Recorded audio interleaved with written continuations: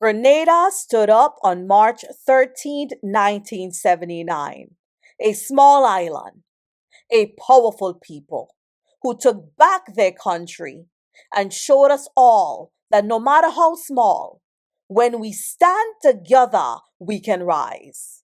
Guys, and welcome back to the Caribbean Spot.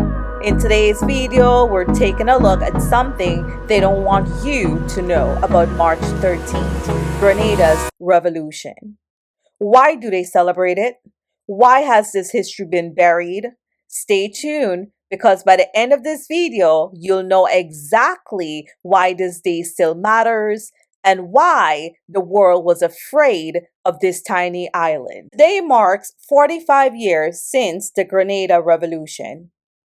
45 years since a small Caribbean island with just over 100,000 people stood up and took back its power. But here's the thing. Why don't we hear about one of the most powerful revolutions in Caribbean history? When ordinary people took back their country without firing a shot. What they don't want you to know is that March 13th was not just a day in Grenada's history. It was a day that challenged colonial power and global superpowers. Today, we're diving into a story of courage, unity, and a people who said no to dictatorship and oppression. If you've never heard the real story of March 13th, stay with me because Grenada's revolution is a story the world needs to remember. In 1979, Grenada was ruled by Eric Gairy, a man soaked in corruption and violence. His secret police, the Mongoose Gang, terrorized anyone who dared to speak out. But on March 13, 1979, Maurice Bishop and the New Jewel movement led a revolution. And get this, they overthrew Gairy's regime without firing a single bullet. For the first time, ordinary people, workers, farmers, young people took back their country. It wasn't just a political win. It was a message to the world. Small Caribbean nations will not be silent.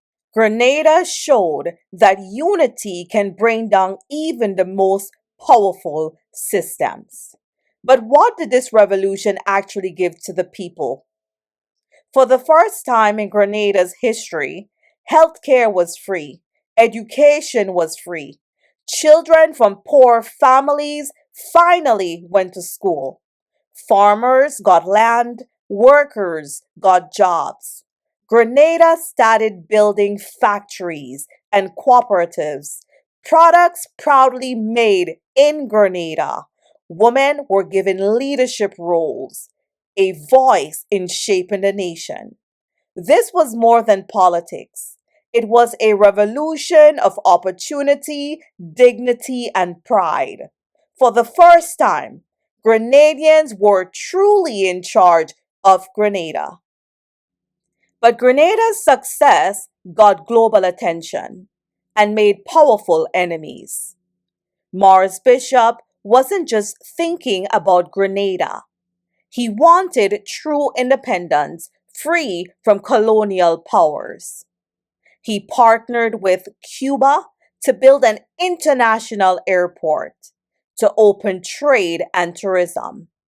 He formed friendships with China and Soviet Union, building alliances that scared America. Because if Grenada could do it, what was stopping other Caribbean nations? Grenada became a symbol of Black power, people power, and real independence. And that, my friends, that was dangerous to the global order. But ask yourself, why don't we hear this story today? Why isn't March 13th taught in every Caribbean classroom? Because when powerful nations rewrite history, they erase stories of resistance. We cannot let them erase March 13th because this is our story, a story of what we as a Caribbean people can achieve when we stand together. March 13th is a reminder of what we are capable of when we decide to fight for what's right. So, what can we learn from March 13th today? First, real freedom means owning our economies, not waiting for foreign handouts. Second, unity is our strength. And third, leadership must serve the people, not the other way around. Maurice Bishop's dream was for every Grenadian to have a voice, a job, and an education. So I ask you, if Maurice was alive today, what would he say about where Grenada and the Caribbean are now? So as we remember March 13th, this is not just a story of the past. Grenada, Caribbean. Today we have far more resources, more knowledge, and more connections than Maurice Bishop ever had. The dream that Maurice Bishop fought for of self-sufficiency, dignity, and unity is still alive. But it's up to us to make it real. Today, we can do more than just remember March 13th. We can live it. We can build stronger economies. We can educate our children to lead.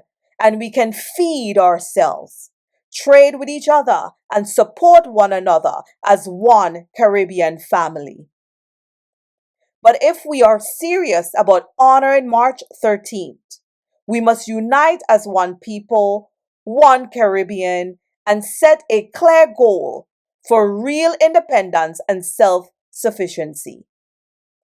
Because if Grenada, as small as it is, could rise up and inspire the world in 1979, then imagine what we as a united Caribbean can achieve today if we choose to stand together.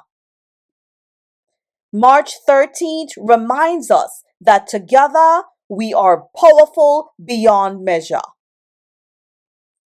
So to Grenada and to the Caribbean, never forget what we started on March 13th and never stop building on that foundation. Forward ever, backward never. And if you believe this dream still lives, drop a comment below and let me know your thoughts on how we, as a Caribbean people, can unite and move forward. And of course, like, subscribe, and hit that bell if you want more powerful stories from Caribbean history right here on the Caribbean Spot. See you on the next video. Bye.